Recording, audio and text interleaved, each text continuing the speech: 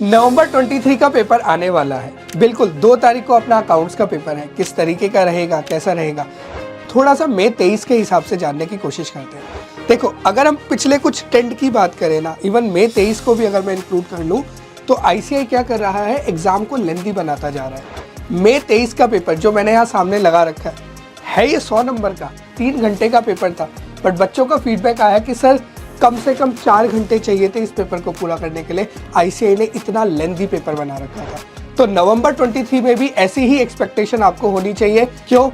वैसे भी last attempt है, इसके बाद तो न्यू सिलेबस आ जाएगा, तो कहीं ना कहीं आपको लेंथी पेपर देखने को मिलने वाला है। तो क्या हम इस लेंथी पेपर को क्रैक कर सकते हैं? किस तरीके से हम इसे अप्रोच कर सकते हैं? तो चलो थोड़ा सा इस पेपर के बारे में समझते हैं और फिर आपको मैं इसका सॉल्यूशन देता हूँ।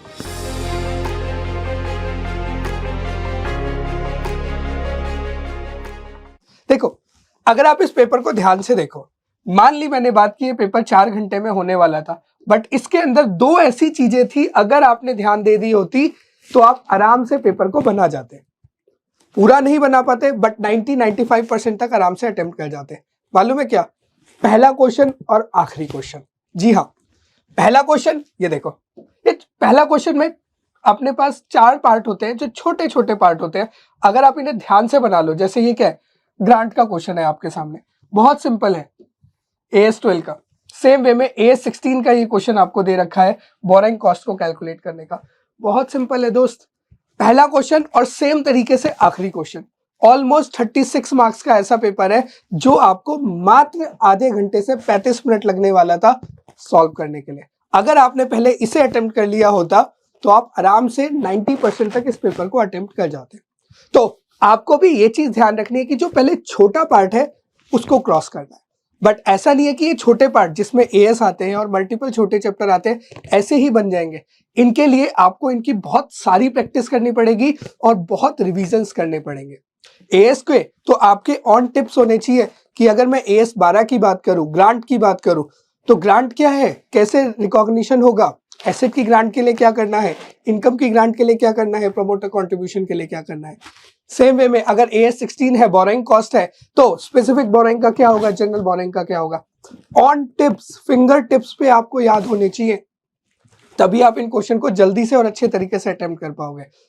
और इसके लिए ये सारी चीजें फिंगर टिप्स पे आ जाए, आपको कम से कम 5 बार, मान लो मेरी बात, कम से कम 5 बार AS का रिवीजन करना पड़ेगा, छोटे छोटे चैप्टर्स का रिवीजन करना पड़ेगा। सर 5 बार, इतना तो टाइम ही नहीं होता, कैसे करेंगे? तो उसके लिए आप हमारी परफेक्ट रिवीजन बुक रेफर कर सकते हैं। मात्र 36 पेजेस के अंदर हम लोगों ने 37 पेजेस के अंदर हम लोगों ने पूरी के पूरे अकाउंटिंग स्टैंडर्ड को कवर कर दिया।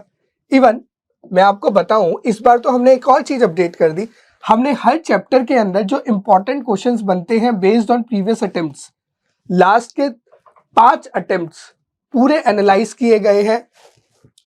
आपके previous year question paper, RTPs, MTPs, बहुत स्ट्रांगली एनालिसिस के बाद जो इंपॉर्टेंट क्वेश्चंस है हम लोगों ने हर चैप्टर में डाले हैं। तो अगर आप सिर्फ इस बुक को, अकेली सिर्फ इस बुक को भी अब कर लोगे तो आपका सारा काम बन जाएगा। जैसे ये ग्रुप 1 की बुक है, ऐसे ही ग्रुप 2 की भी हमारी एडवांस अकाउंट्स की परफेक्ट रिवीजन बुक है, जहां पर हर चैप्टर बहुत कंसाइज वे में दिया है, प्लस प्रैक्टिस क्वेश्चन दिया है। इवन AS तो बहुत समरी में दे रखे हैं, आप 5 बार क्या 6 बार भी आराम से रिवाइज कर लोगे। ये हमारी बुक है, ठीक है, आप इसको यूज कीजिए, दोनों एडवांस अकाउंट्स और अकाउंट्स। इसकी हेल्प से आप आराम से अपने पेपर को इस बार बना सकते हो। ठीक है, इस वीडियो में इतना ही रखता हूं, अगली बार आपसे दोबारा मिलूंगा, तब तक के लिए जय श्री श्याम।